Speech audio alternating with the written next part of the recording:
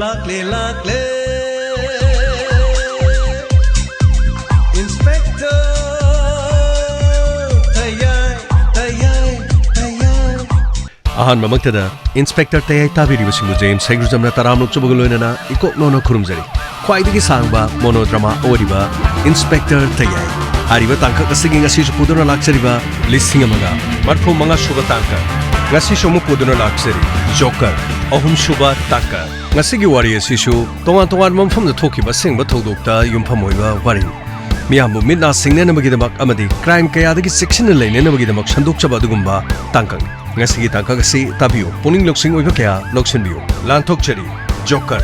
ahum suba aroiba tangkak Niyom chumna sijanaraga makoiba achumma maikei mada punanabagi honabagi mathawdu aikoina targis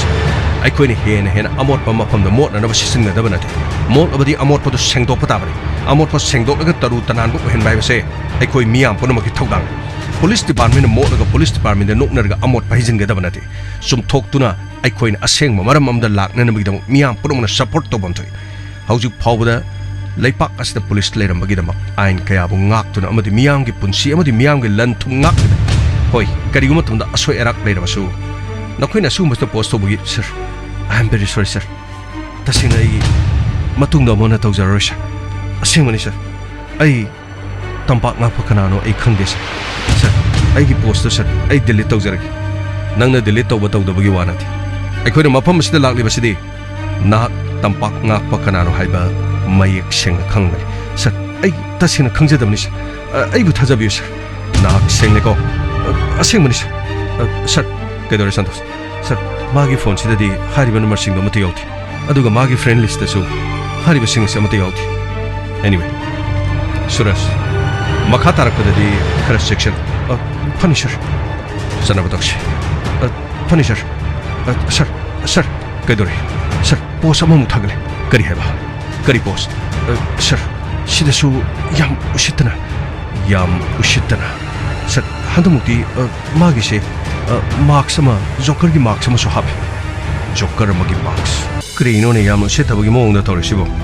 as khoida use thet ka dori da grino magi sibo sir akhoida tamna na tori sir magi sibo mani gamai magi si aikhoina pairiba case sama ga mahaka soidana mari lenarungani habase ai thajabala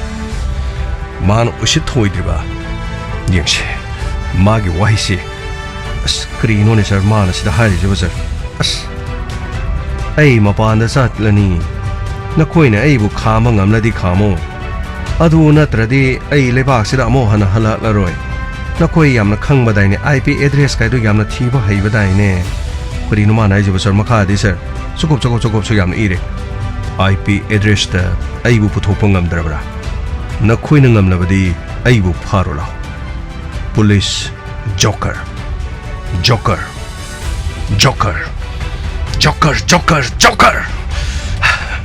ai khoi gi khut tarabadi makbu lemna tar sir handaki matang sticker mo phabu phardi sir kok chelhalaga kok ka pa halaji go sir mak ai khoi bu singnari yengba tare dena Kadai phawba kayam kuina mahangna ai khoidigi nan thoktuna chatpa ngami haibadu yengba tabane Santos sir mahaki IP address sir simsi tonga na silaga ID de dum hongdaba sir ID di hongdaba tampak ngakpa sir krino hojik se boy koina kanano phaga dori sir prem gi mi hara si matang da so koina krim thusu puto pongam de sir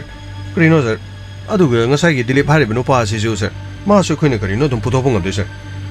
Prem gi mihat pasina mo dilip no ori sala dilip hari sina mo krai da mo lairun sir ma di queen lord krede sir dilip hari basikana amarom da prem hari ba miyo se mahak kanungsina ba kana gumba amadi soidana lepham thu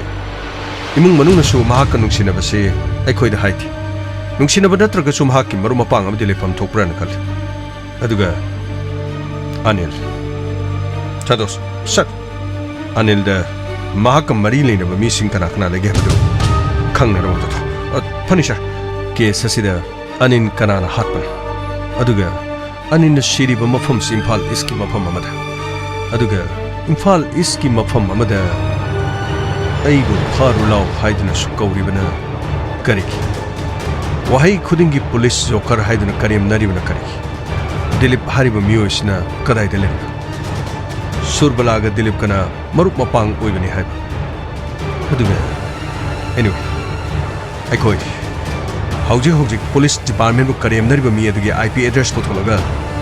mahak lefam last location mafam adu khangna na horaga da finisher ai sarajen da hijack chana badakshi finisher kana bu origin no khangni amuk tang khang labadi karina fazana pang ting lega ga ai gi kare watin asang mudra kola ga kallaga maming matha phaw ba kaw gani se kari numit ma pokhi bano hai basu pungkaw kaw gani puran magi kari tarani mapu gi no ma hai bado lahaning khre de go ngamai chana batoksh finisher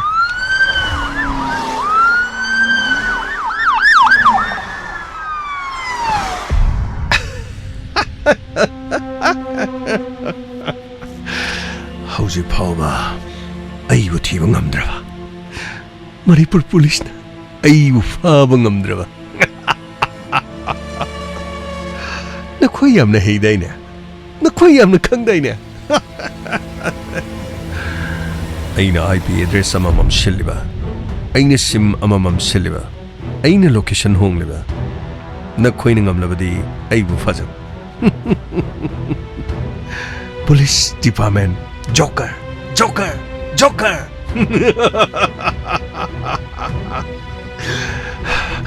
Sidagidi aina voice message oina madudagidi mo aina mo video call oina madudagidi makhoibu mafam amada kauraga mafam maduda Joker gi marks aina o madu thetchillaga thamaga makhada muk iraga aina thamgani Police department Joker haina Aigi mayok ta laiba khudimakte aina yakna boina logadi ngasimak natrabasu matung tarakpada aibu singnaba singde aina amatta lemna khak tharaktri khak aina su lemna tharoi aingonda singnaba pumnamak aina lekha tangani Police department Joker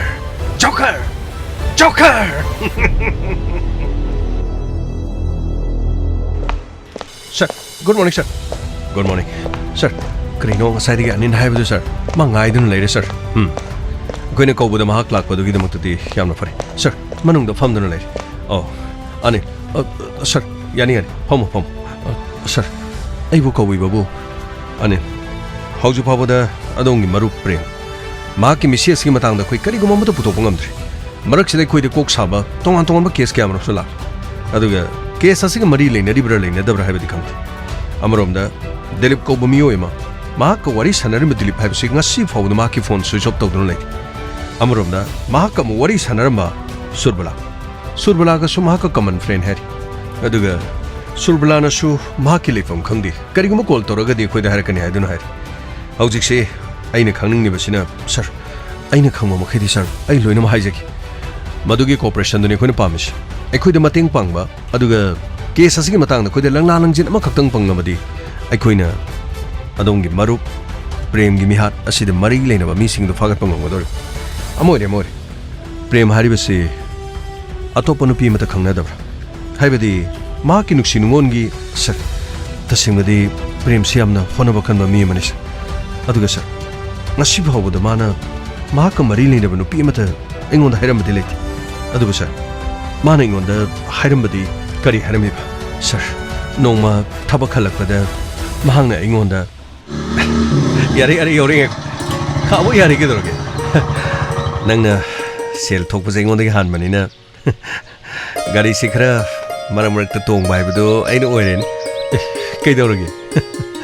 hospital sidangai bani pulamadi khara su phadawba hospital da puladi punna chamine yare punna halangmine yare adubudi ai shodina legani ai imahage madi ichanupi pabungi di tangai phadana mapangan khar kalimni na khar fai imadi masana kharaga sole ningthi jana imana kawgali se masidanga faradini ai wakhal se amna nungai adom imana masa sonba sida inu nungai thi aisu gari matang leirege na khanmani adu imana basida leibadi ngamthri as yare se adu bo ane ngangi du bo Lay by Yabamatam to later lore, Carigino, I got it on his Mutoni trouble. Nothing. No Pietopon Kangarbo, no beating Doctor Jinton Gareba. Hey, nothing. I do you have a tongue to the economic singing. Nako, you cannot die again. Carino. Nothing. Yanuma Yanabelo, you among the Cari Hage, I know. Nothing. A same Kinupi later, brava. Nupi the Amadi Lady later. And they the Nupi Masanani. Kanam to the Haino on Heidi. Kino Ajibo. Kanam to the Haino Heidi. Nupido Mana Atopakanam to Kangalay known a highway to the As Yared. Dinner guy for the Kangan be again on it. Look, take a garito, what's a little girl. Nanga Kangari when Nupido had him the day. Oi, at the Maiton, I ain't patanum the Togana. Nupido like from Bokanga de Kedodino. Adugina Teva. We gave Nupidugi Mamma Pado. We Krasati by that. Going Wajibo. Nanga Nupiduga Marilina, and Mamma Passati were going to carry Marilina again. Aduyadi. Mamma Panayadra de I should palm the Haitari. Other day, Nangi Mokoima, Paduga Sapuzanare. Ha Mokoina Mukari Dore gave a Nanga Mukami Pam de Nato de River. Adugina Ted. I ain't a Kanari Pisina. Mamma Pada Imaram the Hodo Canizin. I show a sing with the in Hired. Ima Mokalta the Bamley. It's a new Pimalay. Pabunga again among the Honoraga Kuhingi. I say not on Heidi. Quay middle class family ni Sidehan Bakarino. Minambasaka Supamti.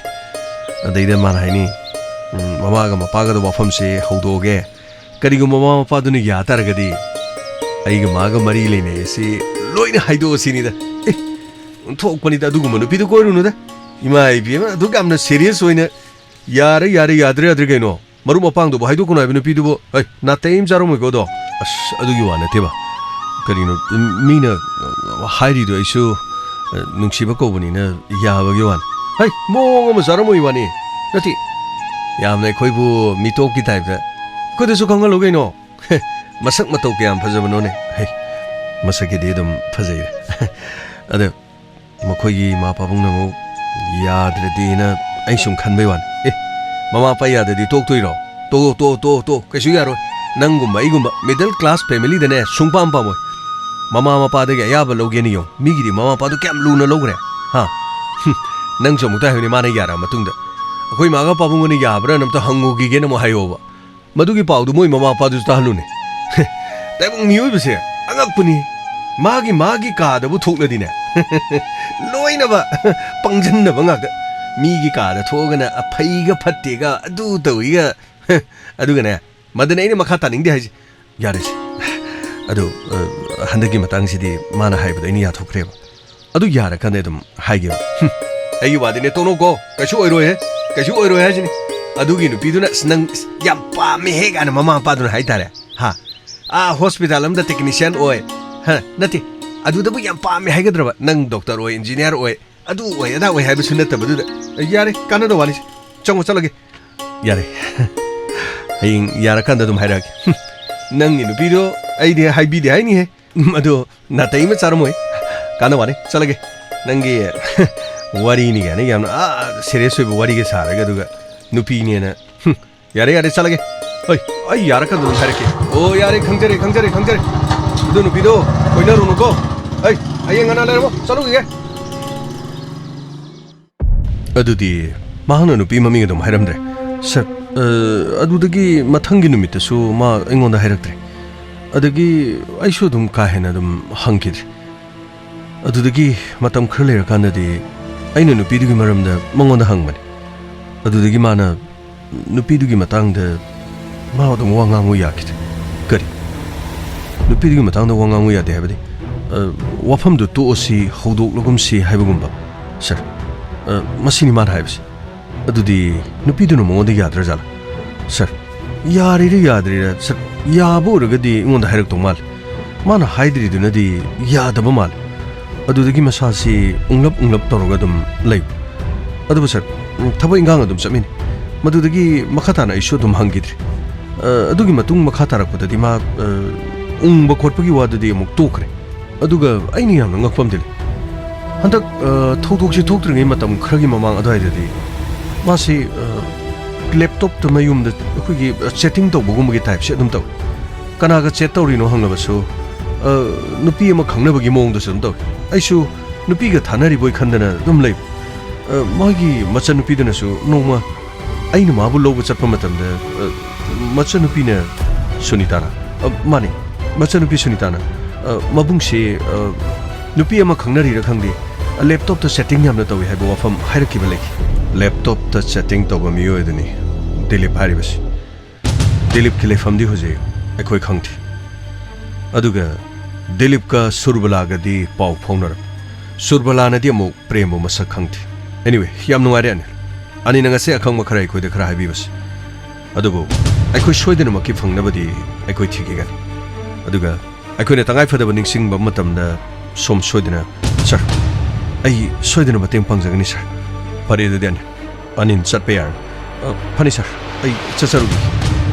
ꯀꯔꯤꯅꯣ sir ꯑꯩꯈꯣꯏꯅ ꯍꯧꯖꯤꯛ ꯑꯅꯤꯟꯗ ꯊꯥꯖꯕ ꯂꯩꯔꯝꯕꯁꯨ sir ꯀꯔꯤꯃꯇ ꯍꯧꯖꯤꯛꯇ ꯂꯩꯁꯜꯂꯛꯇ꯭ꯔꯦ sir ꯀꯔꯤꯝꯇ ꯈꯜꯂꯨꯅꯨ ꯒꯥꯡꯃꯩ ꯑꯔꯥꯟꯕꯅ ꯂꯣꯠꯇꯨꯅ ꯀꯌꯥꯝ ꯀꯨꯏꯅ ꯂꯩꯒꯗꯧꯔꯤꯕꯅꯣ ꯀ꯭ꯔꯥꯏꯝ ꯅꯦꯚꯔ ꯄꯦꯁ ꯀꯩꯗꯧꯅꯨꯡꯗꯅ ꯀ꯭ꯔꯥꯏꯝ ꯇꯧꯔꯤꯕ ꯃꯤꯅ ꯂꯣꯠꯄ ꯌꯥꯔꯛꯂꯣꯏ ꯃꯁꯥꯅ ꯃꯤ ꯍꯥꯠꯂꯨꯕ ꯃꯤꯅ ꯑꯍꯤꯡ ꯇꯨꯝꯕ ꯌꯥꯗꯕꯒꯨꯝ ꯐꯠꯇꯕ ꯇꯧꯕ ꯃꯤ ꯄꯨꯝꯅꯃꯛꯅ ꯃꯇꯝ ꯄꯨꯝꯅꯃꯛꯇ ꯋꯥꯈꯜ ꯏꯪꯕ ꯍꯧꯅꯗꯦ ꯃꯁꯥ ꯃꯈꯨꯠ ꯊꯛ ꯊꯛ ꯅꯤꯛꯇꯨꯅ ꯑꯗꯨꯃꯛ ꯂꯩꯒꯗꯧꯔꯤꯕꯅꯤ ꯀꯥꯎꯁꯟꯅꯅꯕ ꯍꯣꯠꯅꯔꯕꯁꯨ ꯄꯨꯝꯅꯃꯛ ꯊꯩꯗꯣꯛꯅꯕ ꯍꯣꯠꯅꯔꯕꯁꯨ ꯃꯁꯥꯒꯤ ꯊꯃꯣꯏ ꯃꯅꯨꯡꯗ ꯑꯗꯨꯃꯛ ꯃꯩ ꯆꯥꯛꯇꯨꯅ ꯂꯩꯒꯅꯤ ꯍꯧꯖꯤꯛ ꯑꯩꯈꯣꯏꯒꯤ ꯄ꯭ꯂꯥꯟꯒꯤ ꯃꯇꯨꯡ ꯏꯟꯅ ꯁꯟꯇꯣꯁ ꯁꯔ ꯁꯨꯔꯕꯂꯥꯗ ꯐꯣꯟ ꯇꯧꯁꯜꯂꯕ꯭ꯔꯥ ꯁꯔ ꯑꯩ ꯍꯧꯖꯤꯛ ꯐꯣꯟ ꯇꯧꯖꯈ꯭ꯔꯦ ꯁꯨꯔꯕꯂꯥ ꯀꯔꯤ ꯍꯥꯏꯔꯦ ꯁꯔ ꯑꯩꯅ ꯐꯣन ꯇꯧꯕꯗ ꯃꯍꯥꯛꯇꯤ ꯍꯣꯁꯄꯤꯇꯥꯜꯗ ꯍꯧꯖꯤꯛ ꯊꯕꯛ ꯇꯧꯔꯤꯅ ꯍꯥꯏꯔꯦ ꯁꯔ ꯑꯗꯨ ꯑꯣꯏꯔꯕꯁꯨ ꯃꯐꯝ ꯑꯁꯤꯗ ꯑꯃꯨꯛꯇꯪ ꯂꯥꯛꯇꯕ ꯌꯥꯗꯦ ꯍꯥꯏꯗꯅ ꯅꯪꯅ ꯍꯥꯏꯈ꯭ꯔꯕ ꯅꯠꯇ꯭ꯔꯣ ꯁꯔ ꯑꯩꯅꯗꯤ ꯍꯥꯏꯖꯈ꯭ꯔꯦ ꯏꯃꯨꯡ ꯃꯅꯨꯡꯒꯤ ꯃꯤ ꯑꯣꯏꯔꯒꯁꯨ ꯂꯥꯛꯄꯤꯌꯨ ꯍꯥꯏꯗꯅ ꯍꯥꯏꯈ꯭ꯔꯦ ꯁꯔ ꯌꯥꯔꯒꯗꯤ ꯃꯍꯥꯛ ꯍꯣꯁꯄꯤꯇꯥꯜꯗ ꯊꯥꯗꯣꯛꯑꯒ ꯄꯨꯂꯤꯁ ꯁ꯭ꯇꯦꯁꯟꯗ ꯂꯥꯛꯎ ꯍꯥꯏꯕꯁꯤꯅꯤ ꯑꯗꯨꯒ ꯋꯥꯐꯝ ꯑꯁꯤ ꯃꯉꯣꯟꯗ ꯑꯩꯈꯣꯏꯅ ꯀꯔꯤꯒꯨꯝꯕ ꯆꯤꯡꯅꯕ ꯈꯔ ꯂꯩꯔꯦ ꯃꯍꯥꯛ ꯌꯥꯝꯅ ꯌꯥꯡꯅ ꯍꯣꯁꯄꯤꯇꯥꯜ ꯊꯥꯗꯣꯛꯇꯨꯅ ꯄꯨꯂꯤꯁ ꯁ꯭ꯇꯦꯁꯟꯗ ꯂꯥꯛꯎ ꯁꯔ ꯃꯗꯨꯃꯛꯅ ꯑꯩꯅ ꯍꯥꯏꯖꯈꯤꯕꯁꯤ ꯒꯨꯗ ꯃꯗꯨꯃꯛꯅꯤ ꯀꯔꯤ ꯂꯥꯛꯀꯦ ꯍꯥꯏꯕꯗꯨ ꯌꯦꯡꯉꯁꯤ सर फोन है सर तंफा हेलो तंफा करी ले डीजी ने फोन तो होना तौरपनी सोशल मीडिया दा पुलिस डिपार्टमेंट बु हुल्लगा पोस्ट अमा थागलेसी मतंगदा हौजु फावदा आईपी एड्रेस दा नत्रगा हारिबे हिरमसिबु कोक्लेशन बे याद्रा हाइदना डीजी ने इंगोंदा मु खाइरपा अदु अकक्नबा पार्टिकुलर मफम अमा नत्रगा पुलिस डिपार्टमेंट की कांगलुप अमा पलकबा नतबनिना हौजु फावबसे अखोइनसु एक्शन लौखटफम खंगदबा अदु यारगदि ते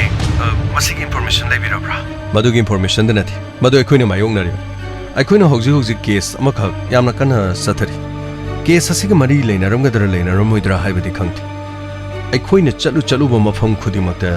पोस्ट अदुम करेमनरक मदुगी मतुंगदे अखोइना माकी खोंगल लिरु IP एड्रेस तक अखोइना साइबर कैफे अमदसु मापु फानर होनरु मफम अदुदा जोकर मदुनि महाना येकलगा मफम थममसि करेम कथाइनबग लोइनना अखोइबु लंगनरि माकी Khongal लीनना बखोइन होइनबदा IP address होंगदुना हाइबदि SIM तोंगा मफम अदुगा तोंगा phone सिजनदुना मा अखोइबु लंगनरि अदुबु यामना मापु फगनब होनरि दे करिनो तंगाइफदब सिंग हाइबिरो यारगदि खर यांगनब तो लोइसन होनसि पुलिस डिपार्टमेंट बु होनदना सोशल मीडिया दे ngang lerga अखोइना करिमता तौदना लेबसि दिजिना सावदा लोर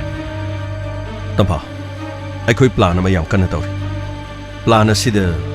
नाहकसु मतेंग पांगनबदि दे सोइदना तौपिरो अइ अदुम लाक्सकि फरेने दुथि अइ प्लान दो हाइजरकि मफम अदुदा लांगनबा सेमसा फरे दे अदुदि अइ सोइदना लाक्सरकि फरे दुथि अइ थमकि होइदे अस केस पुति केस ने हाय बबो मैडम तपाना लाकने ना हाय बसि थमोइदा तिंग लावबा मदि फावबा हाय बतारे गमै सर मतांग मुदि यामना सादे खंगजैदे सर अइ करिसो हाइजरोइदा सर इसै सओसो हाइजरोइ सर अइ करिमदा हाइजरोइदा मैडम तपा लाकने हाय बदुदा परे दुदि अइखोइ सेम सादुना लैसि अइगे प्लान असि माइ पाकप्रा हाइबदु यंगसि करिगुम माइ पाकलबदि केस असिदा करिगुम खरदि सोइदना कानबा फंगनि यंगसि गुड मॉर्निंग डॉक्टर कईगिनो यामना यांगना चलिदबो अइ सोमदा पेशेंट अमा कगलि होबा रूम नंबर क्या दनो room number 20 room number 20 oh aisu room number 20 de sakadabane ado aise hospital sida inong na join tawne oh doctor bu hospital sida mani som subla natro mani doctor ai subla ni oh ai budi khangamaroi ado aina di sumuna khangma kaino haisibu doctor aidi matau karamna doctor na khambiriba hauji matam se amna chokholabani na internet social media aduga marumapa malem se hauji ti khobi de loina leire haitare ne hoi adu budi chume doctor adu doctor se hana kadaida aise pubade asongi hospital amada pubane adu manipur da lakpa kuidri ada marumapang somnakan da hospital sigi moigi management do adaida khara yawba adaida mate khara sida sum internship ki type da khara puje na to de lakpani anyway I mean Jolly oh madam habigino adum ming kaurasu kaimta kaidi nugaiti adudi ꯑꯩꯈꯣꯏꯒꯤ ꯂꯩꯀꯥꯏꯗ ꯂꯩꯕ ꯗꯤꯂꯤꯞꯇꯣ ꯀꯔꯤ ꯗꯤꯂꯤꯞ ꯍꯥꯏꯕꯗꯤ ꯍꯩꯃꯥ ꯗꯤꯂꯤꯞꯅꯗꯤ ꯁꯨꯔꯕꯂꯥꯁꯤ ꯌꯥꯝ ꯄꯜꯂꯦ ꯑꯗꯨꯒ ꯁꯨꯔꯕꯂꯥꯅꯗꯤ ꯗꯤꯂꯤꯞ ꯈꯪꯗ꯭ꯔꯕꯣ ꯑꯩ ꯋꯥꯈꯜ ꯇꯥꯗ꯭ꯔꯦ ꯀꯩꯅꯣ ꯍꯥꯏꯁꯤꯕꯣ ꯗꯤꯂꯤꯞ ꯍꯥꯏꯔꯤꯁꯤꯅꯗꯤ ꯑꯩꯉꯣꯟꯗ ꯍꯣꯁꯄꯤꯇꯥꯜ ꯑꯁꯤꯗ ꯁꯨꯔꯕꯂꯥ ꯂꯩꯕꯅꯤ ꯀꯥꯏꯅ ꯅꯪꯒꯤ ꯐꯣꯇꯣꯒ ꯎꯠꯇꯨꯅ ꯂꯣꯏꯅ ꯁꯤꯟꯅꯔꯛꯏꯁꯤꯗꯤ ꯃꯥꯒꯤ ꯐꯣꯟꯗꯤ ꯆꯠꯁꯨ ꯆꯠꯇꯦ ꯐꯣꯟꯗꯤ ꯁ꯭ꯋꯤꯆ ꯑꯣꯐ ꯇꯧꯔꯒ ꯂꯩꯕꯅꯦ ꯃꯥꯒꯤ ꯐꯣꯟꯗꯣ ꯄꯨꯂꯤꯁꯅꯅꯦ ꯊꯤꯌꯦ ꯀꯩꯅꯣ ꯃꯤ ꯑꯃ ꯂꯩꯇꯦ ꯍꯥꯏꯕ꯭ꯔꯥ ꯀꯩꯅꯣ ꯑꯗꯨꯒꯤꯅꯦ ꯃꯥ ꯇꯉꯥꯏ ꯐꯗꯅ ꯑꯣꯞ ꯇꯧꯔꯒ ꯂꯩꯇꯕ ꯌꯥꯗꯕꯅꯤ ꯅꯪꯉꯣꯟꯗ ꯈꯔ ꯍꯥꯏꯕꯤꯔꯝꯃꯣꯅꯁꯨ ꯃꯥꯅ ꯍꯥꯏꯔꯛꯄꯅꯦ ꯑꯗꯣ ꯃꯥꯗꯤ ꯁꯤꯗ ꯂꯥꯛꯇ꯭ꯔꯣ ꯂꯥꯛꯇꯦ ꯑꯗꯨꯒ ꯑꯇꯣꯞꯄ ꯅꯝꯕꯔꯗꯗꯤ ꯄꯥꯎ ꯐꯥꯎꯅꯗꯕ꯭ꯔꯥ ꯍꯥꯏꯁꯤꯕꯣ ꯐꯥꯎꯅꯗꯤꯌꯦ ꯈꯪꯗ꯭ꯔꯦꯅꯦ ꯍꯧꯖꯤꯛꯀꯥꯟꯒꯤ ꯅꯍꯥꯁꯤꯡꯁꯦ ꯃꯤꯉꯣꯟꯗꯗꯤ ꯑꯃꯠꯇ ꯑꯁꯦꯡꯕ ꯍꯥꯏꯗꯣꯛꯇꯕ ꯑꯗꯣ ꯃꯁꯥ ꯃꯁꯥꯒꯤꯗꯤ ꯂꯣꯏꯅ ꯂꯣꯠꯂꯒ ꯂꯩꯅꯕꯁꯤꯗ ꯑꯩꯉꯣꯟꯗꯗꯤ ꯀꯔꯤꯝ ꯆꯤꯡꯅꯔꯨꯅꯣ ꯑꯩꯈꯣꯏ ꯂꯩꯀꯥꯏꯗꯩꯅꯦ ꯃꯥꯅ ꯑꯩꯉꯣꯟꯗ ꯍꯥꯏꯔꯛꯄꯅꯤ ꯍꯣꯁꯄꯤꯇꯥꯜꯁꯤꯗ ꯑꯩ ꯄꯨꯔꯅꯤ ꯍꯥꯏꯕꯗꯨꯗ ꯃꯐꯝ ꯑꯁꯤꯗ ꯅꯔꯁ ꯑꯣꯏꯕꯤ ꯁꯨꯔꯕꯂꯥ ꯀꯧꯕ ꯑꯃ ꯂꯩ ꯃꯉꯣꯟꯗ ꯈꯔ ꯍꯥꯏꯕꯤꯔꯝꯃꯣꯅ ꯍꯥꯏꯕꯅꯤꯗ ꯑꯦꯅꯤꯋꯦ ꯍꯌꯦꯡ ꯑꯃꯨꯛ ꯊꯦꯡꯅꯔꯀꯥꯟꯗ ꯑꯩ ꯑꯃꯨꯛ ꯇꯝꯕꯤꯔꯒꯦ ꯑꯗꯣ ꯐꯣꯟꯗ ꯄꯥꯎ ꯐꯥꯎꯅꯗꯕ ꯑꯣꯏꯔꯗꯤ ꯃꯔꯝꯗꯣ ꯈꯪꯉꯦꯗꯅ ꯍꯣꯏ ꯄꯨꯂꯤꯁ ꯑꯩꯒꯤ ꯏꯅꯥꯛꯇ ꯂꯥꯛꯑꯝꯃꯤ ꯑꯩꯉꯣꯟꯗꯁꯨ ꯆꯞꯈꯠꯂꯒ ꯍꯪꯉꯝꯃꯤ ꯑꯩꯒꯗꯤ ꯃꯔꯤ ꯂꯩꯅꯗꯕꯅꯤꯅ ꯑꯗꯨꯗꯤ ꯃꯥꯒꯤ ꯃꯔꯝꯗꯤ ꯍꯥꯏꯈ꯭ꯔꯕ꯭ꯔꯣ ꯍꯥꯏꯗꯤ ꯑꯩꯗꯤ ꯈꯪꯗꯦ ꯀꯃꯟ ꯐ꯭ꯔꯦꯟꯅꯦꯅ ꯑꯗꯨꯝ ꯍꯥꯏꯈꯤꯕꯅꯦ ꯑꯣꯀꯦ ꯀꯃꯟ ꯐ꯭ꯔꯦꯟ ꯑꯗꯣ ꯃꯥꯗꯤ ꯅꯪꯕꯨ ꯎꯅꯤꯡꯉꯤ ꯅꯠꯇ꯭ꯔꯒ ꯅꯪꯒ ꯋꯥꯔꯤ ꯁꯥꯟꯅꯁꯤ ꯀꯩꯅꯣ ꯀꯔꯤꯝꯇ ꯅꯉꯣꯟꯗ ꯄꯥꯎ ꯄꯤꯔꯛꯇꯕ꯭ꯔꯣ ꯑꯩꯉꯣꯟꯗꯗꯤ ꯀꯔꯤꯝꯇ ꯄꯤꯔꯛꯇꯦ ꯍꯣꯏꯗ ꯍꯧꯖꯤꯛꯀꯥꯟꯒꯤ ꯅꯍꯥꯁꯤꯡ ꯑꯁꯤ ꯈꯪꯗ꯭ꯔꯦꯅꯦ ꯑꯗꯣ ꯅꯪꯅ ꯆꯠꯀꯗꯕ ꯀꯥꯗꯨꯗꯁꯨ ꯑꯩꯒ ꯄꯨꯟꯅ ꯆꯠꯀꯗꯕꯅꯤꯅ ꯑꯗꯨꯝ ꯆꯪꯁꯜꯂꯁꯦ ꯍꯣꯏ ꯗꯣꯛꯇꯔ ꯑꯗꯣ ꯃꯉꯣꯟꯗ ꯅꯪꯅ ꯀꯔꯤ ꯍꯥꯏꯅꯤꯡꯕ ꯂꯩꯔꯁꯨ ꯑꯩꯉꯣꯟꯗ ꯑꯗꯨꯝ ꯍꯥꯏꯔꯛꯑꯣ ꯀꯔꯤꯝꯇ ꯆꯤꯡꯅꯔꯨꯅꯨ ꯑꯩ ꯃꯥꯒ ꯄꯨꯟꯅ ꯂꯩꯃꯤꯟꯅꯔꯤꯅꯦ ꯍꯥꯏꯕꯁꯤ ꯀꯥꯎꯕꯤꯒꯅꯨꯀꯣ ꯑꯩꯈꯣꯏꯒ ꯃꯅꯤꯡ ꯃꯃꯥꯡꯅꯦ ꯑꯣ ꯌꯥꯝ ꯅꯨꯡꯉꯥꯏꯔꯦ ꯗꯣꯛꯇꯔ ꯑꯗꯣ ꯀꯔꯤꯒꯨꯝꯕ ꯃꯥ ꯂꯩꯔꯝꯂꯗꯤ ꯑꯩꯉꯣꯟꯗ ꯑꯃꯨꯛꯇ ꯅꯝꯕꯔ ꯑꯅꯧꯕꯗꯨꯅ ꯀꯣꯜ ꯇꯧꯕꯤꯔꯛꯑꯣꯅ ꯑꯃꯨꯛꯇꯪ ꯍꯥꯏꯕꯤꯌꯨ ꯌꯥꯏꯌꯦ ꯀꯩꯁꯨ ꯀꯥꯏꯗꯦ ꯑꯗꯣ ꯋꯥ ꯑꯇꯩ ꯍꯥꯏꯅꯤꯡꯕ ꯂꯩꯔꯁꯨ ꯑꯩꯉꯣꯟꯗ ꯑꯗꯨꯝ ꯇꯝꯕ ꯀꯩꯝꯇ ꯀꯥꯏꯗꯦ ꯄꯥꯎ ꯐꯥꯎꯅꯗꯕꯗꯤ ꯀꯌꯥꯝ ꯀꯨꯏꯔꯒꯦ ꯐꯥꯎꯅꯗꯕꯗꯤ ꯊꯧꯗꯣꯛ ꯑꯗꯨꯗꯒꯤ ꯐꯥꯎꯅꯗ꯭ꯔꯦ ꯊꯧꯗꯣꯛ ꯍꯥꯏꯕꯗꯤ ꯄ꯭ꯔꯦꯝ ꯀꯧꯕ ꯃꯤꯑꯣꯏ ꯑꯃ ꯂꯩꯇꯦ ꯍꯥꯏꯕꯗꯨꯗꯒꯤ ꯄꯨꯂꯤꯁꯅ ꯊꯤꯒꯠꯂꯛꯄꯗꯣ ꯑꯗꯨꯗꯤ ꯃꯥꯒꯗꯤ ꯃꯔꯤ ꯂꯩꯅꯗꯕ꯭ꯔꯣ ꯃꯗꯨ ꯑꯩ ꯀꯔꯤꯃꯠꯇ ꯈꯪꯗꯦ ꯑꯣ ꯑꯗꯨꯗꯤ ꯃꯥꯅ ꯐꯣꯟ ꯁ꯭ꯋꯤꯆ ꯑꯣꯐ ꯇꯧꯔꯤꯕꯁꯤ ꯑꯗꯨꯁꯨ ꯑꯩꯗꯤ ꯈꯪꯗꯕꯅꯤ ꯑꯣ ꯑꯗꯨꯒ ꯃꯦꯝ ꯑꯩꯁꯦ ꯄꯨꯂꯤꯁꯅꯁꯨ ꯄꯨꯂꯤꯁ ꯁ꯭ꯇꯦꯁꯟꯗ ꯑꯃꯨꯛꯇꯪ ꯂꯥꯛꯑꯣꯅ ꯍꯥꯏ ꯀꯔꯤꯒꯤꯅꯣ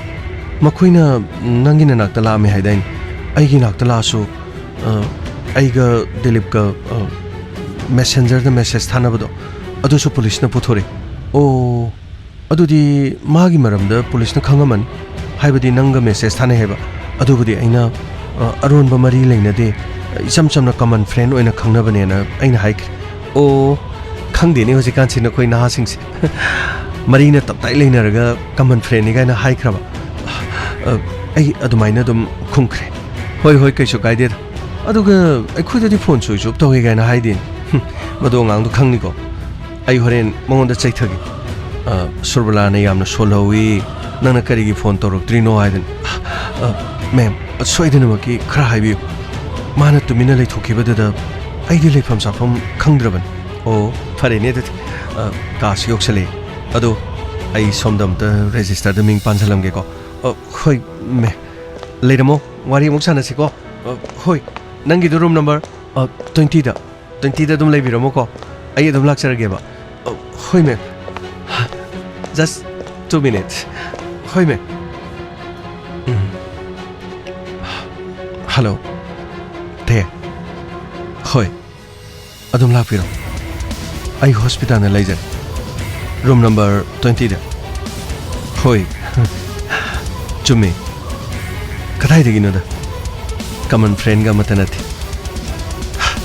ai ngai jar mag hoi mi hat ba nataga nang na khayam koina load ka dori ba sir kadore santos sir boss mong thagale sir kari boss sir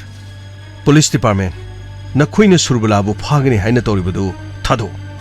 na khoidi joker kari joker haujikti ai khoi joker ra mahak joker ra haibudu magi matam la kador chachi ai khoi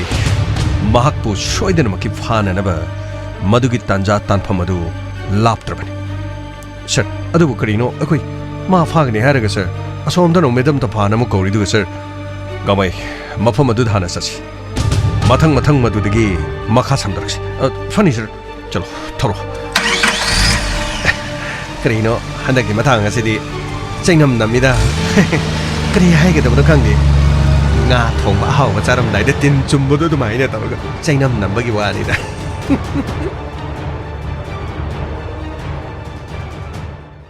kari makoina sublabo police station ka ugi maram kari makoina police station ka urga namdan maran lehenba maran season na ba khangde dra nakoi makhata na aina kariyam na basi nakoi pendra yengna batare dra nakoi gi na thakta aina kariyam na basi nakoi pendre ba ai hospital aduda surbalabu purga ai chatki batawani adura bade aina mato karana pawani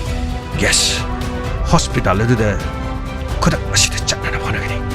aduga mabu mafam adudagi purga aina lapna mapalam da chatki adudagi di police na khoina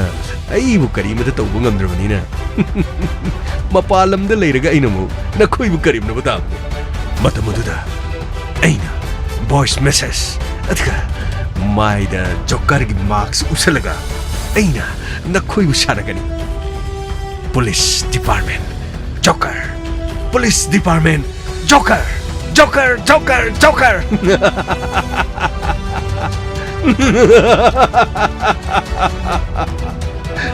yung butare na kanana joker na hibido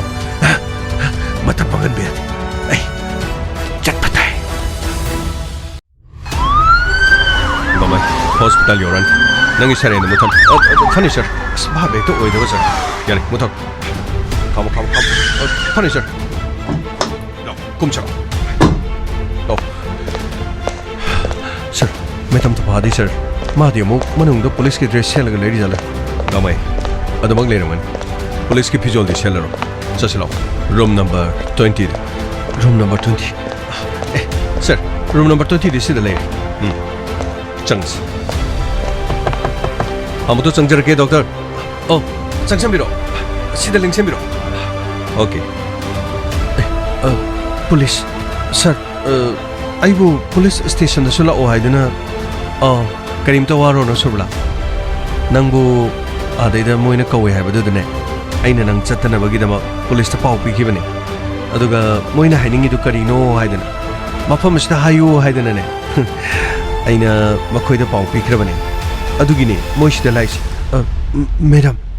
ꯃꯦꯗꯥꯝꯅ ꯃꯥꯅꯦ ꯀꯔꯤꯅꯣꯅꯦ ꯑꯩꯈꯣꯏ ꯃꯦꯗꯥꯝꯁꯤꯗꯤ doctor ꯁꯥꯔꯒ ꯂꯩꯔꯝꯃꯤꯅꯦ ꯇꯧꯔꯤꯁꯦ ꯑꯁ ꯃꯁꯤ ꯁꯨꯃꯥꯡ ꯂꯤꯂꯥꯒꯤ ꯑꯥꯔꯇꯤꯁꯀꯨꯝꯕꯅꯤꯗ ꯁꯥꯔꯤꯒ ꯏꯄꯥꯛꯇ ꯄꯛꯏꯅꯦ ꯀꯩꯅꯣ ꯑꯁ ꯑꯅꯧ ꯀꯧꯁꯟꯗꯅ ꯃꯥꯅ ꯇꯧꯔꯤꯁꯦ ꯌꯦꯡꯉꯒ ꯒꯥꯃꯩ ꯁꯥꯔ ꯃꯍꯥꯛ ꯁꯤꯗ ꯂꯩꯔꯤ ꯀꯔꯤ ꯋꯥ ꯍꯥꯏꯕꯤꯒꯗꯕꯅꯣ ꯃꯉꯣꯟꯗ ꯋꯥ ꯍꯥꯏꯕꯤꯒꯗꯕꯗꯣ ꯑꯗꯨꯝ ꯍꯪꯕꯤꯔꯣ ꯍꯥꯏꯕꯤꯔꯣ ꯌꯥꯔꯒꯗꯤ ꯃꯥꯕꯨ ꯄꯨꯂꯤꯁ ꯁ꯭ꯇꯦꯁꯟꯗ ꯀꯧꯕꯤꯔꯅꯨ ꯌꯥꯝ ꯅꯨꯡꯉꯥꯏꯖꯔꯦ ꯗꯣꯛꯇꯔ ꯑꯗꯣ ꯁꯨꯔꯕꯂꯥ ꯁꯥꯔ ꯀꯃꯟ ꯐ꯭ꯔꯦꯟꯗꯨꯕꯨ ꯅꯪꯉꯣꯟꯗ ꯀꯔꯤꯃꯇ ꯄꯥꯎ ꯄꯤꯔꯛꯇ꯭ꯔꯕ꯭ꯔꯣ ꯁꯥꯔ ꯑꯩꯉꯣꯟꯗ ꯀꯔꯤꯃꯇ ꯄꯥꯎ ꯄꯤꯔꯛꯄ ꯂꯩꯇꯦ ꯅꯪꯒꯤ ꯀꯃꯟ ꯐ꯭ꯔꯦꯟꯁꯤꯗꯤ ꯌꯥꯝꯅ ꯐꯩꯅꯤ ꯃꯥꯅ ꯃꯤ ꯑꯃꯁꯨ ꯀꯧꯕ ꯑꯗꯨꯒ ꯃꯤꯗꯨꯁꯨ ꯁꯤꯔꯒ ꯂꯩꯔꯝꯕ ꯑꯗꯨꯗꯤ ꯃꯥꯅ ꯅꯪꯕꯨ ꯀꯧꯔꯛꯑꯗꯤ ꯅꯪ ꯆꯠꯀꯗ꯭ꯔꯣ ꯁꯥꯔ ꯑꯩꯗꯤ ꯀꯔꯤ ꯇꯧꯕꯩ ꯆꯠꯀꯅꯤ ꯃꯥꯅ ꯀꯧꯕ ꯃꯤꯗꯨꯗꯤ ꯁꯤꯔꯝꯕꯅꯤꯅ ꯀꯔꯤꯒꯨꯝꯕ ꯅꯍꯥꯛꯄꯨꯁꯨ ꯃꯍꯥꯛꯅ ꯀꯧꯔꯗꯤ ꯀꯅꯥꯅ ꯈꯪ ꯀꯧꯊꯣꯛꯑꯒ ꯍꯥꯠꯄꯒꯤ ꯍꯩꯅꯕ ꯗꯤꯂꯤꯞꯇ ꯂꯩꯕꯅꯤꯅ ꯀꯔꯤꯒꯨꯝꯕ ꯗꯤꯂꯤꯞꯅ ꯅꯍꯥꯛꯄꯨ ꯀꯧꯊꯣꯔꯛꯂꯕꯗꯤ ꯅꯍꯥꯛ ꯆꯠꯀꯗ꯭ꯔꯥ ꯁꯥꯔ ꯑꯩꯗꯤ ꯀꯔꯤ ꯇꯧꯕꯒꯤ ꯆꯠꯀꯅꯤ ꯁꯥꯔ ꯑꯩꯗꯤ ꯃꯥꯒ ꯃꯔꯤ ꯂꯩꯅꯕꯁꯨ ꯅꯠꯇꯅ ꯀꯩꯅꯣ ꯍꯥꯏꯁꯤꯕꯣ ꯅꯪ ꯉꯁꯥꯏꯗꯤ ꯃꯥꯒ ꯃꯔꯤ ꯂꯩꯅꯩ ꯑꯩꯅ ꯍꯥꯏꯕꯗꯁꯨ ꯅꯪꯕు ꯈꯨꯝꯈꯤꯗꯥꯏꯅꯦ ꯗꯣꯛꯇꯔ ꯋꯥꯐꯝ ꯑꯗꯨꯕꯨ ꯑꯩꯉꯣꯟꯗꯗꯤ ꯆꯤꯟꯊꯤꯒꯅꯣ ꯑꯩꯈꯣꯏ ꯑꯗꯨꯗ ꯂꯩꯕ ꯑꯉꯥꯡꯅꯤ ꯃꯥꯅꯗꯤ ꯅꯪꯒꯤ ꯃꯔꯝꯗ ꯐꯖꯅ ꯍꯥꯏ ꯑꯗꯨꯒ ꯀꯩꯅꯣ ꯅꯪꯅ ꯑꯃꯨꯛ ꯄꯨꯂꯤꯁꯀꯤ ꯃꯃꯥꯡꯗ ꯑꯣꯏꯗꯕ ꯉꯥꯡꯉꯤꯗꯨꯕꯣ ꯗꯣꯛꯇꯔ ꯑꯁꯦꯡꯕꯗꯣ ꯑꯗꯨꯝ ꯍꯥꯏꯕꯤꯌꯨ ꯍꯧꯖꯤꯛ ꯗꯣꯛꯇꯔꯅꯁꯨ ꯗꯣꯛꯇꯔꯒꯤ ꯃꯃꯥꯡꯗ ꯅꯪ ꯃꯔꯤ ꯂꯩꯅꯩ ꯑꯃꯨꯛ ꯍꯥꯏꯔꯦ ꯍꯧꯖꯤꯛꯅ ꯑꯃꯨꯛ ꯑꯩꯈꯣꯏꯗ ꯃꯔꯤ ꯂꯩꯅꯗꯦ ꯍꯥꯏꯒꯗꯧꯔꯤꯕ꯭ꯔꯣ ꯅꯍꯥꯟ ꯑꯩꯈꯣꯏꯅ ꯅꯉꯣꯟꯗ ꯋꯥ ꯍꯪꯕ ꯃꯇꯝꯗꯁꯨ ꯅꯪꯅ ꯀꯃꯟ ꯐ꯭ꯔꯦꯟꯅꯦ ꯑꯃꯨꯛ ꯍꯥꯏꯔꯦ ꯍꯧꯖꯤꯛꯅ ꯑꯃꯨꯛ ꯃꯍꯥꯛꯅ ꯃꯔꯤ ꯂꯩꯅꯩ ꯍꯥꯏꯕ ꯋꯥꯐꯝꯁꯦ ꯆꯞ ꯆꯥꯅ ꯈꯨꯝꯃꯕꯅꯤ ꯁꯨꯔꯕꯂꯥ ꯅꯍꯥꯛꯀꯤ ꯒꯦꯝ ꯂꯣꯏꯔꯦ ꯑꯁꯦꯡꯕ ꯋꯥꯐꯝꯗꯨ ꯑꯩꯈꯣꯏꯗ ꯍꯥꯏꯗꯣꯛꯎ ꯃꯁꯤꯅ ꯅꯉꯣꯟꯗ ꯈ꯭ꯋꯥꯏꯗꯒꯤ ꯑꯐꯕ ꯑꯣꯏꯒꯅꯤ ꯍꯧꯖꯤꯛ ꯗꯤꯂꯤꯞ ꯀꯅꯥꯅꯣ ꯗꯤꯂꯤꯞ ꯀꯗꯥꯏꯗ ꯂꯩ ꯃꯥ ꯑꯩꯈꯣꯏꯅ ꯐꯥꯒꯠꯀꯗꯧꯔꯤꯕꯅꯤ ꯑꯩꯈꯣꯏꯅ ꯃꯥꯕꯨ ꯐꯥꯒꯠꯂꯕ ꯃꯇꯝ ꯑꯗꯨꯗꯗꯤ ꯅꯪꯒꯤ ꯆꯟꯐꯝ ꯂꯩꯔꯣꯏ ꯅꯪꯅ ꯑꯁꯦꯡꯕ ꯍꯥꯏꯗꯣꯛꯎꯕꯅ ꯅꯪ ꯈ꯭ꯋꯥꯏꯗꯒꯤ ꯍꯦꯟꯅ ꯐꯒꯅꯤ ꯍꯥꯏꯌꯨ ꯗꯤꯂꯤꯞꯀ ꯅꯪꯒ ꯂꯩꯅꯔꯤꯕ ꯃꯔꯤ ꯑꯁꯤꯗ ꯅꯠꯇꯅ ꯄ꯭ꯔꯦꯝꯒ ꯅꯪꯒ ꯀꯔꯤ ꯃꯔꯤ ꯂꯩꯅꯩ ꯃꯦꯗꯥꯝ ꯋꯥꯐꯝ ꯑꯁꯤꯕꯨ ꯑꯁꯦꯡꯕꯅꯤ ꯍꯧꯖꯤꯛꯇꯤ ꯅꯪꯅ ꯉꯁꯥꯏ ꯍꯥꯏꯈꯤꯕꯁꯤꯡꯗꯣ ꯑꯩ ꯔꯦꯀꯣꯔꯠ ꯊꯥꯗꯣꯔꯣ ꯍꯥꯏꯕ꯭ꯔꯣ ꯀꯔꯤꯅꯣ ꯃꯦꯗꯥꯝ ꯑꯁꯦꯡꯕꯗꯣ ꯑꯗꯨꯝ ꯍꯥꯏꯌꯨ ꯑꯁꯦꯡꯕ ꯈꯪꯅꯅꯕꯒꯤꯗꯃꯛꯇꯅꯤ ꯑꯩꯈꯣꯏꯅ ꯄ꯭ꯂꯥꯟ ꯇꯧꯔꯤꯁꯦ ꯍꯥꯏꯌꯨꯅꯦ ꯅꯪꯒꯤ ꯃꯇꯝ ꯂꯣꯏꯔꯤ ꯅꯪ ꯒꯦꯝ ꯃꯇꯝ ꯂꯣꯏꯔꯤ ꯑꯩꯈꯣꯏꯗꯅꯦ ꯆꯤꯟꯊꯤꯔꯅꯨ ꯅꯪꯒ ꯗꯤꯂꯤꯞꯀ ꯃꯔꯤ ꯂꯩꯅꯩ ꯍꯥꯏꯕ ꯆꯞ ꯆꯥꯅ ꯈꯪꯉꯦꯕ ꯍꯧꯖꯤꯛ ꯑꯩꯈꯣꯏ ꯗꯤꯂꯤꯞ ꯑꯁꯤ ꯀꯅꯥꯅꯣ ꯍꯥꯏꯕꯁꯤꯅꯦ ꯑꯩꯈꯣꯏꯅ ꯊꯤꯔꯤꯁꯤ ꯑꯁꯦꯡꯕꯁꯤꯡꯗꯣ ꯍꯥꯏꯔꯣ ꯑꯁꯦꯡꯕ ꯍꯥꯏꯔꯣꯏ ꯍꯥꯏꯔꯒꯅ ꯅꯪꯅ ꯉꯁꯥꯏ ꯑꯩꯉꯣꯟꯗ ꯍꯥꯏꯈꯤꯕ ꯃꯌꯥꯝꯗꯣ ꯑꯩꯅ ꯂꯣꯏ ꯊꯥꯗꯣꯔꯛꯑꯗꯣꯏꯕ ꯑꯗꯨꯅ ꯋꯤꯅꯦꯁ ꯑꯣꯏꯔꯗꯤ ꯅꯪ ꯆꯦꯟꯐꯝ ꯀꯩꯝꯇ ꯂꯩꯔꯣꯏ ꯑꯁꯦꯡꯕꯗꯣ ꯑꯗꯨꯝ ꯍꯥꯏꯔꯣ ꯁꯨꯔꯕꯂꯥ ꯃꯇꯝ ꯂꯩꯇ꯭ꯔꯕꯅꯤ ꯑꯃꯨꯛꯇ ꯍꯥꯏꯌꯣ ꯃꯦꯗꯥꯝ ꯍꯥꯏꯌꯨ ꯉꯁꯥꯏꯗꯒꯤ ꯅꯪꯅ ꯑꯩꯈꯣꯏꯗ ꯃꯤꯅꯝꯗꯅ ꯂꯩꯔꯤꯗꯣ ꯅꯈꯣꯏꯒꯤ ꯃꯦꯗꯥꯝꯁꯤꯅ ꯍꯥꯏꯕꯗꯗꯤ ꯍꯥꯏꯔꯣꯗꯅ ꯁꯥꯔ ꯍꯥꯏꯔꯣꯍꯦ ꯀꯔꯤꯅꯣ ꯃꯦꯗꯥꯝ ꯑꯁꯦꯡꯕꯗꯣ ꯁꯠ ꯍꯥꯏꯕ ꯌꯥꯗ꯭ꯔꯣ ꯅꯊꯛ ꯅꯈꯥ ꯑꯣꯟꯕ ꯃꯈꯩ ꯅꯨꯄꯤ ꯐꯨꯍꯩꯗꯦ ꯍꯥꯏꯕ ꯂꯩꯇꯕꯅꯤ ꯂꯥꯜꯂꯕꯗꯤꯅꯦ ꯅꯨꯄꯤ ꯅꯨꯄꯥ ꯍꯥꯏꯕ ꯂꯩꯇꯦ ꯑꯁꯦꯡꯕ ꯈꯪꯅꯅꯕꯒꯤꯗꯃꯛꯇ ꯃꯤꯒꯤ ꯄꯨꯟꯁꯤ ꯃꯥꯡꯉꯤꯁꯤ ꯈꯪꯗ꯭ꯔꯣ ꯍꯥꯏꯌꯨ ꯁꯠ ꯍꯥꯏꯌꯨ ꯅꯪꯒ ꯄ꯭ꯔꯦꯝꯒ ꯀꯔꯤ ꯃꯔꯤ ꯂꯩꯔꯦ ꯃꯦꯗꯥꯝ ꯑꯩ ꯄ꯭ꯔꯦꯝꯒ ꯍꯥꯏꯌꯨꯅꯦ ꯁꯠ ꯍꯥꯏꯌꯨꯅꯦ ꯃꯦꯗꯥꯝ ꯄ꯭ꯔꯦꯝꯒ ꯑꯩꯒ ꯅꯪꯁꯤ ꯉꯁꯥꯏ ꯃꯈꯩ ꯑꯩꯅ ꯃꯐꯝ ꯑꯁꯤꯗ ꯗꯣꯛꯇꯔꯒꯤ ꯗ꯭ꯔꯦꯁꯀ ꯁꯦꯠꯆꯜꯂꯒ ꯂꯥꯛꯄꯁꯦ ꯅꯪ ꯑꯩ ꯗꯣꯛꯇꯔꯅꯦꯅ ꯈꯜꯂꯤꯔꯣ ꯑꯩꯁꯦ DSP ꯇꯝꯐꯥ ꯅꯈꯣꯏꯒꯨꯝꯕ ꯀꯌꯥꯁꯤꯗꯤꯅꯦ ꯑꯩꯒꯤ ꯈꯨꯠ ꯑꯁꯤꯗ ꯅꯁꯝꯗꯨ ꯂꯥꯛꯁꯜꯂꯒ ꯍꯥꯏꯔꯒ ꯅꯀꯣꯛꯁꯦ ꯐꯛꯂꯥꯡ ꯑꯁꯤꯗꯅꯦ ꯑꯍꯨꯝꯂꯛꯇ ꯊꯣꯝꯕꯗꯅꯦ ꯂꯣꯏꯅꯃꯛ ꯑꯣꯊꯣꯔꯛꯀꯅꯤ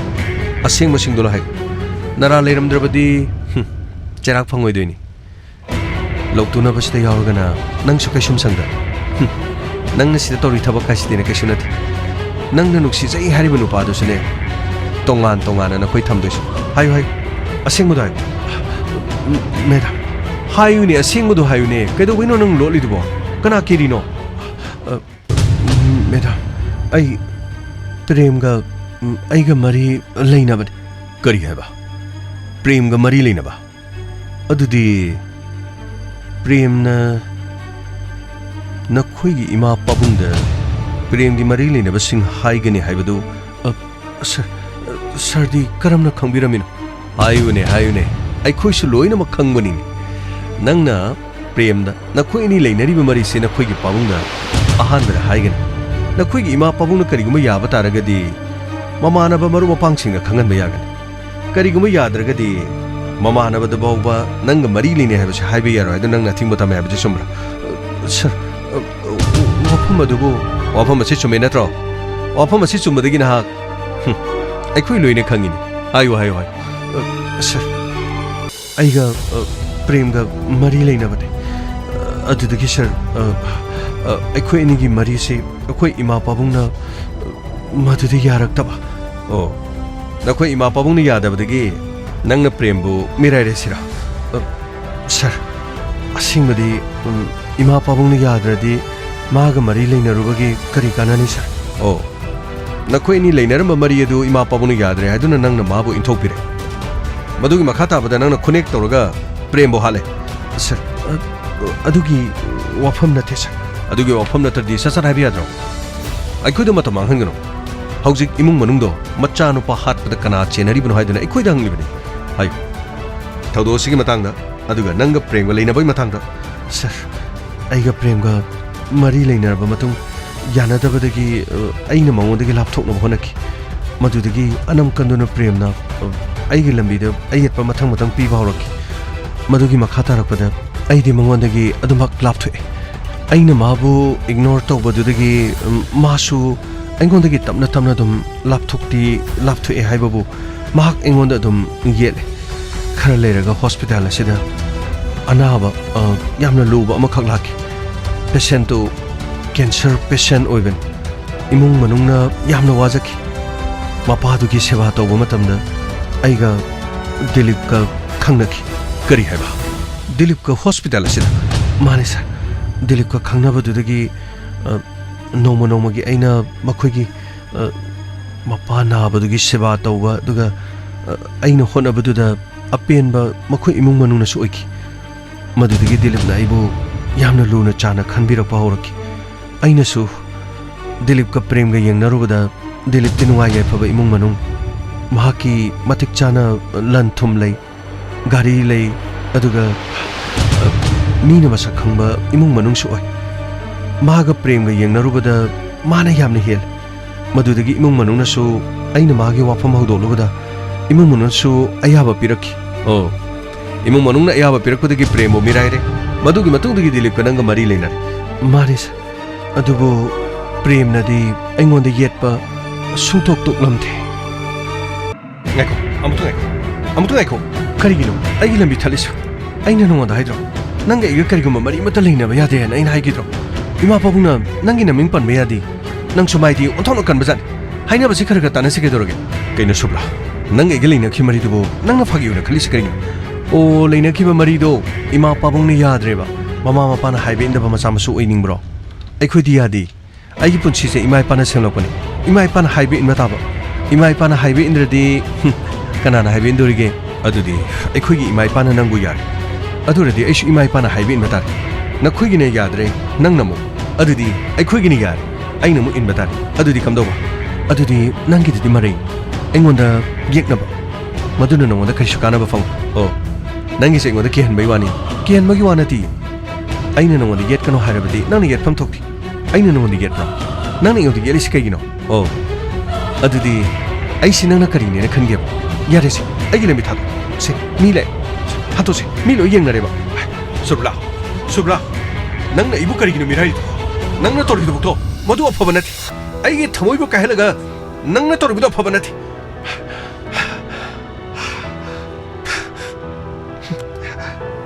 kanano sibo mi amane mi ama habedi warobe yati aina nongoda haibada chitaur matam amagi mamangda aiga khara sum khangnaramani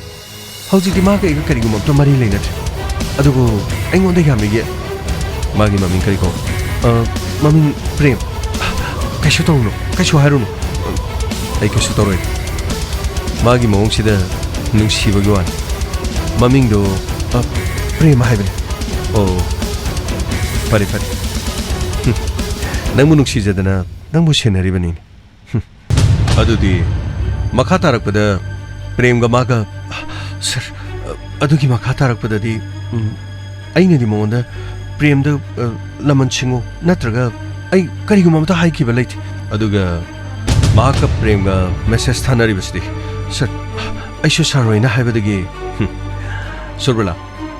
ꯍꯥꯏꯕ ꯍꯧꯔꯕꯗꯤ ꯋꯥꯁꯤ ꯂꯣꯏꯅ ꯃꯔꯤ ꯃꯔꯤ ꯍꯥꯏꯕꯅ ꯐꯩ ꯍꯧꯖꯤꯛꯇꯤ ꯃꯤꯍꯥꯠ ꯑꯁꯤꯗ ꯅꯪ ꯌꯥꯎꯗ꯭ꯔꯕꯁꯨ ꯅꯪꯅ ꯈꯪꯅ ꯈꯪꯅ ꯃꯤꯍꯥꯠ ꯑꯁꯤ ꯂꯣꯠꯁꯤꯟꯅꯕ ꯍꯣꯠꯅꯕꯒꯤꯗꯃꯛ ꯀ꯭ꯔꯤꯃꯤꯅꯦꯜ ꯀꯟꯁꯄꯤꯔꯦꯟꯁꯤ ꯆꯌꯦꯠꯅꯕ ꯑꯁꯤꯗ ꯅꯪꯁꯨ ꯌꯥꯎꯔꯕꯅꯤ ꯀ꯭ꯔꯥꯏꯝ ꯑꯁꯤꯗ ꯅꯪꯁꯨ ꯆꯌꯦꯠꯅꯔꯤꯕꯅꯤ ꯆꯌꯦꯠꯅꯕꯗ ꯌꯥꯎꯕ ꯑꯁꯤꯁꯨ ꯆꯩꯔꯥꯛ ꯐꯪꯒꯗꯧꯔꯤꯕꯅꯤ ꯀꯔꯤꯃꯇ ꯈꯟꯒꯅꯨ ꯅꯍꯥꯛꯅ ꯅꯥꯟꯊꯣꯛꯅꯕ ꯍꯣꯠꯅꯔꯁꯨ ꯀꯔꯤꯒꯨꯝꯕ ꯑꯃꯠꯇꯅꯦ ꯃꯗꯨꯗꯒꯤ ꯎꯄꯥꯏ ꯑꯃꯠꯇ ꯂꯩꯔꯣꯏ ꯑꯃꯕꯨ ꯑꯣꯏꯔꯦ ꯃꯈꯥ ꯇꯥꯔꯛꯄꯗꯤ ꯑꯩꯈꯣꯏꯅ ꯀꯔꯤ ꯇꯧꯒꯗꯒꯦ ꯍꯥꯏꯗꯣ ꯑꯩꯈꯣꯏ ꯂꯣꯏꯅ ꯈꯪ ꯁꯟꯇꯣꯁ ꯁꯔ ꯁꯨꯔꯕꯂꯥꯒꯤ ꯐꯣꯟ ꯄꯥꯏꯁꯜꯂꯨ ꯁꯔ ꯄꯤꯔꯣ ꯂꯣꯛ ꯍꯥꯡꯉꯨ ꯁꯤ ꯂꯣꯛꯁꯦ ꯍꯥꯡꯕꯤꯌꯨ ꯂꯣꯛꯇꯣ ꯍꯥꯡꯉꯨꯅꯦ ꯁꯔ ꯁꯤꯗꯩꯗ ꯚꯣꯏꯁ ꯃꯦꯁꯦꯖ ꯑꯃ ꯌꯥꯎꯔꯦ ꯚꯣꯏꯁ ꯃꯦꯁꯦꯖ ꯀꯅꯥꯒꯤꯅꯣ ꯁꯔ ꯅꯝꯕꯔꯗꯤ ꯈꯪꯗꯦ ꯁꯔ ꯑꯣꯀꯦ ꯚꯣꯏꯁ ꯃꯦꯁꯦꯖꯇꯨ ꯊꯥꯎ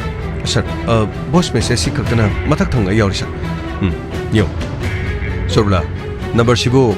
ꯁꯔ ꯅꯝꯕꯔꯗꯣ ꯑꯩ ꯈꯪꯗꯦ ꯇꯁꯦꯡꯅ ꯈꯪꯗꯦ ꯁꯔ ꯑꯁꯦꯡꯕꯅꯤ ꯊꯥꯔꯛꯑꯣ ꯁꯨꯔꯕꯂꯥ ꯑꯩ ꯍꯧꯖꯤꯛ ꯍꯣꯁꯄꯤꯇꯥꯜꯗ ꯂꯩꯔꯦ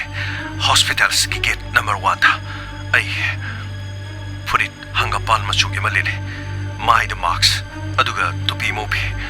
ꯅꯪ ꯌꯥꯝꯅ ꯌꯥꯡꯅ ꯊꯣꯛꯂꯛꯎ ꯌꯥꯝꯅ ꯌꯥꯡꯅ ꯑꯩ ꯍꯧꯖꯤꯛ ꯅꯉꯣꯟꯗ ꯀꯣꯜ ꯇꯧꯒꯗꯕꯗꯨ ꯍꯣꯁꯄꯤꯇꯥꯜ ꯑꯗꯨꯒꯤ ꯃꯅꯨꯡꯗ ꯄꯨꯂꯤꯁꯀꯤ ꯒꯥꯔꯤ ꯈꯔ ꯂꯩꯔꯦ ꯑꯩ ꯃꯅꯨꯡꯗ ꯆꯪꯉꯛꯄ ꯐꯔꯛ ꯇꯥꯔꯦ ꯅꯪꯅ ꯌꯥꯔꯒꯗꯤ ꯒꯦꯠ ꯅꯝꯕꯔ 1ꯗ ꯑꯃꯨꯛꯇ ꯊꯣꯛꯂꯛꯎ ꯑꯩꯅ ꯁꯤꯜꯂꯤꯕ ꯄ꯭ꯂꯥꯟ ꯑꯁꯤ ꯑꯩꯈꯣꯏꯅꯤꯒꯤꯅꯤ ꯈꯔ ꯌꯥꯡꯅ ꯒꯦꯠ ꯅꯝꯕꯔ 1ꯗ ꯑꯩ ꯉꯥꯏꯗꯨꯅ ꯂꯩꯔꯦ ꯊꯣꯛꯂꯛꯎ ꯈꯔ ꯊꯣꯛꯂꯛꯎ ꯒꯦꯠ ꯅꯝꯕꯔ 1ꯗ ꯕꯣꯏꯁ ꯁꯔ ꯑꯩꯈꯣꯏ ꯀꯣꯏꯁꯤꯜꯂꯒ ꯒꯦꯠ ꯅꯝꯕꯔ 1 ꯑꯁꯤ ꯗꯥꯏꯔꯦꯛ ꯊꯣꯛꯄ ꯌꯥꯔꯣꯏ ꯃꯅꯤꯡꯒꯤ ꯁꯥꯏꯠꯇꯒꯤ ꯊꯣꯛꯑꯒ ꯒꯦꯠ ꯅꯝꯕꯔ 1 ꯀꯣꯏꯁꯤꯟꯅꯕ ꯇꯧꯁꯤ ꯐꯅꯤ ꯁꯔ ꯁꯔ ꯑꯗꯨꯗꯤ ꯑꯩꯈꯣꯏꯒꯤ ꯒꯦꯝ ꯍꯧꯔꯁꯤ ꯁꯔ ꯑꯗꯨꯗꯤ ꯀꯣꯛ ꯆꯦꯜꯍꯜꯂꯒ ꯐꯗꯔ ꯑꯗꯨꯝ ꯀꯥꯞꯄꯗꯤ ꯒꯥꯡꯃꯩ ꯃꯍꯥꯛꯄꯨ ꯍꯤꯡꯅ ꯐꯥꯒꯗꯕꯅꯤ ꯐꯅꯤ ꯁꯔ ꯇꯝꯕꯥ ꯃꯍꯥꯛꯄꯨ ꯄꯨꯊꯣꯛꯄꯤꯔꯛꯑꯣ ꯐꯅꯤ ꯑꯩ ꯄꯨꯊꯣꯛꯆꯔꯒꯦꯗꯤ ꯂꯥꯛꯑꯣ ꯆꯠꯁꯤꯜꯂꯛꯑꯣ ꯅꯪ ꯁꯣꯝꯗ ꯆꯠꯁꯤꯜꯂꯛꯑꯣ ꯃꯦꯗꯥꯝ ꯀꯔꯤꯅꯣ ꯇꯧꯔꯤꯁꯤꯕꯣ ꯃꯦꯗꯥꯝ ꯀꯔꯤꯅꯣ ꯍꯥꯏꯔꯒꯗꯤ ꯅꯪꯅ ꯇꯧꯔꯨꯕꯒꯤ ꯐꯣꯜꯅꯤ ꯅꯪꯅ ꯑꯔꯥꯟꯕ ꯇꯧꯔꯨꯕꯗꯣ ꯑꯗꯨꯒꯤ ꯐꯣꯜ ꯅꯪꯅ ꯑꯆꯨꯝꯕ ꯇꯧꯔꯗꯤ ꯑꯆꯨꯝꯕꯒꯤ ꯃꯍꯩ ꯐꯪ ꯇꯥꯕ ꯅꯪꯅ ꯑꯔꯥꯟꯕ ꯇꯧꯔꯨꯔꯗꯤꯅꯦ ꯃꯗꯨꯒꯤ ꯃꯍꯩꯗꯨ ꯉꯁꯤ ꯐꯪꯗ꯭ꯔꯁꯨ ꯀꯣꯟꯅ ꯑꯗꯨꯝ ꯐꯪꯒꯅꯤ ꯗꯣꯟ ꯋꯥꯔꯤ ꯂꯥꯛꯑꯣ ꯒꯦꯠꯇ ꯂꯩꯔꯦꯒꯦ ꯂꯥꯛꯑꯣ ꯃꯦꯗꯥꯝ ꯀꯩꯁꯨ ꯈꯜꯂꯨꯅꯨꯅꯦ ꯂꯥꯛꯑꯣ ꯇꯨ ꯑꯥꯗ ꯂꯣꯏꯅ ꯆꯦꯟꯅꯔꯁꯤ ꯇꯨ ꯂꯣꯏ ꯆꯦꯟꯅ ꯂꯦꯒꯅꯣ ꯅꯪ ꯂꯦꯒꯅꯣ ꯍꯩ ꯅꯈꯨꯠ ꯇꯥꯛꯂꯣ ꯀꯅꯥꯅꯣ ꯅꯈꯣꯏ ꯀꯅꯥꯅꯣ ꯍꯩ ꯅꯪ ꯐꯨꯔꯤꯠ ꯍꯪꯒꯄꯥꯟ ꯂꯤꯠꯄ ꯇꯨꯄꯤ ꯎꯞꯄ ꯅꯪ ꯁꯨꯔꯕꯂꯥ ꯉꯥꯏꯕ ꯅꯠꯇ꯭ꯔꯣ ꯀꯔꯤꯅꯣ ꯅꯪꯕꯨ ꯉꯥꯏꯔꯛꯄ ꯀꯨꯏꯔꯕꯅꯤꯅꯦ ꯑꯣ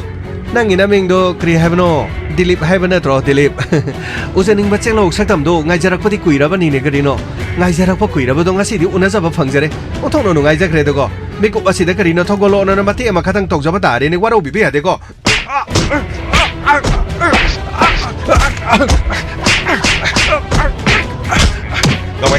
ꯒꯥꯡꯃꯩ ꯐꯅꯤ ꯁꯔ ꯐꯅꯤ ꯑꯃꯅꯤꯗꯒ ꯊꯤꯖꯒꯦ ꯀꯔꯤꯅꯣ ꯅꯪꯕꯨ ꯌꯥꯝ ꯐꯥꯎꯗꯥꯏꯅꯦ ꯍꯥ ꯅꯍꯥ ꯃꯈꯩ ꯌꯥꯝ ꯂꯣꯠꯇꯥꯏꯅꯦ mister Dilip police department joker police ꯗꯤꯄꯥꯔꯠꯃꯦꯟꯗ ꯖꯣꯀꯔ ꯍꯥꯏꯗꯥꯏꯅꯦ ꯁꯔ ꯃꯁꯤ ꯄꯨꯝꯅꯃꯛ ꯑꯩꯈꯣꯏꯅ ꯃꯇꯧ ꯀꯔꯝꯅ ꯈꯪꯕ꯭ꯔꯥ ꯅꯪꯅ ꯁꯨꯔꯕꯂꯥ ꯊꯥꯗꯣꯛꯎ ꯍꯥꯏꯔꯛꯄꯗꯨꯗꯒꯤ ꯑꯩꯈꯣꯏꯅ ꯈꯪꯈ꯭ꯔꯕ ꯅꯪꯕꯨ ꯑꯩꯈꯣꯏꯅ ꯈꯧꯔꯥꯡꯅ ꯉꯥꯏꯔꯛꯂꯤꯕꯅꯤ ꯄꯨꯂꯤꯁ ꯗꯤꯄꯥꯔꯠꯃꯦꯟꯗꯨ ꯅꯪꯅ ꯖꯣꯀꯔ ꯍꯥꯏꯗꯥꯏꯅꯦ ꯄꯨꯂꯤꯁ ꯗꯤꯄꯥꯔꯠꯃꯦꯟ ꯖꯣꯀꯔꯒꯤ ꯀꯤꯛ ꯑꯃꯅꯤ ꯆꯥꯁꯤꯅꯤꯀꯣ ꯁꯦ ꯀꯔꯤꯒꯤ ꯑꯩ ꯑꯣꯅꯥꯗ ꯀꯔꯤꯅꯣ ꯖꯣꯀꯔꯅ ꯊꯤꯟꯕꯕꯨ ꯅꯥꯕ꯭ꯔꯅꯦ ꯖꯣꯀꯔꯅ ꯊꯤꯟꯕꯗꯤ ꯑꯗꯨꯝ ꯖꯣꯀꯔ ꯑꯣꯏꯗꯧ ꯅꯠꯇ꯭ꯔꯣ ꯁꯔ ꯈꯔ ꯊꯤꯟꯕꯤꯌꯣ ꯁꯔ ꯑꯩꯁꯨ ꯑꯃꯗꯤ ꯌꯥꯎꯕꯤꯅ ꯀꯔꯤ ꯅꯪꯅ ꯖꯣꯀꯔ ꯍꯥꯏꯗꯦꯅꯦ ꯖꯣꯀꯔ ꯑꯩꯈꯣꯏꯕꯨ ꯖꯣꯀꯔꯔꯣ ꯅꯪ ꯑꯩꯈꯣꯏꯕꯨ ꯖꯣꯀꯔ ꯒꯥꯡꯃꯩ ꯌꯥꯔꯦ ꯃꯈꯥ ꯊꯥꯔꯛꯄꯗꯤ ꯄꯨꯂꯤꯁ ꯁ꯭ꯇꯦꯁꯟꯗ ꯑꯗꯨꯒ ꯅꯈꯣꯏꯅ ꯍꯩꯁꯤꯡꯅ प्रेम कौरग मतौ करम हाल हाय प्रेम कौरग मतौ करम हाले सर मान सुरबलाद सुम अयेट पीबगे अइन मेसेंजर द मोमो द मेसेज थाजन की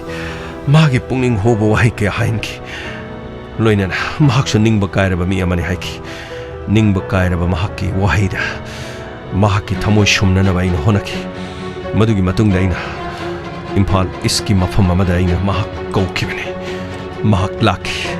का अमगी मनुंगदा महाकना थोंग हांगदोरकपदा अइगा सुरबला ए कइनो नखुय अनिदि मफम असिदा माने मसिदबु उहनगे हायदना नंगोंदा कौरिबने नखुयने अइबु उसितबा नखुयने अइबु उसितबा नायखो से नकोकसिदने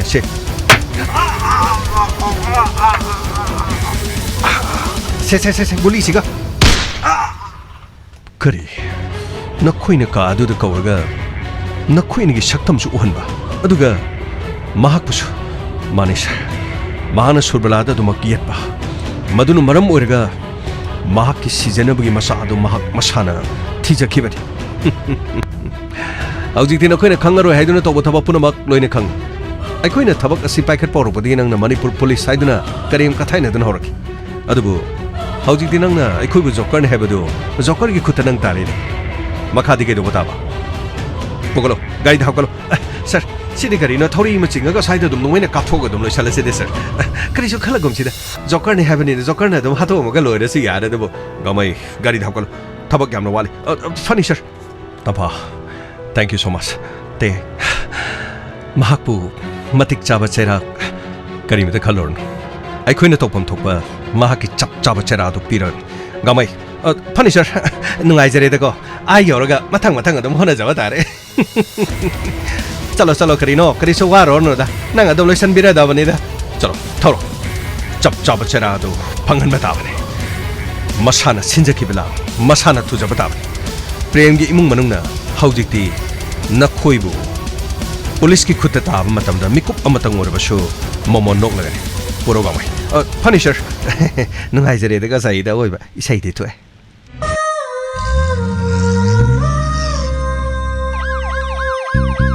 लाकले इंस्पेक्टर तैयार लाकले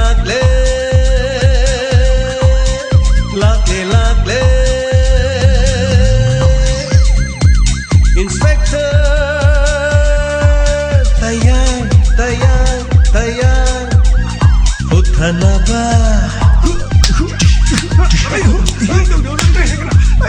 Kanbinaba. Thank you, sir. Welcome. Uthanaba. Kanbinaba. Inspector. Tayar. Laklela.